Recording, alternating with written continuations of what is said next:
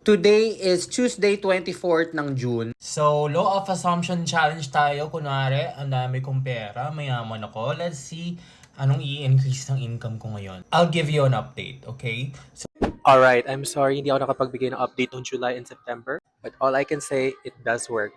This was my commission on July. Hindi pa kasama yung second account ko dyan ah. Ito lang yung sa main account. And this was my commission on August. So, 6 digits, di ba? Ito naman yung sa second account ko. So, in total, almost 200k na rin.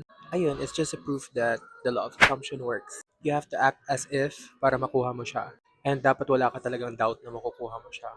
Think of it as a Shopee delivery. Yung nag-order ka sa universe and you expect na makukuha mo siya, parang sa Shopee lang, di ba? Pag nag-order ka ng item, ini-expect mo na darating siya. So, ganun lang ang key of manifesting. Kaya guys, go increase your income.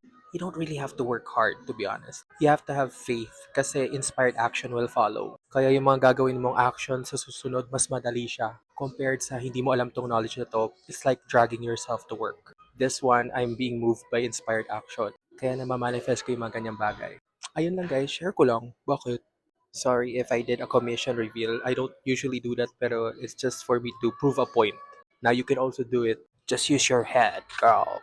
Manifest. Do not chase, attract. Ganon.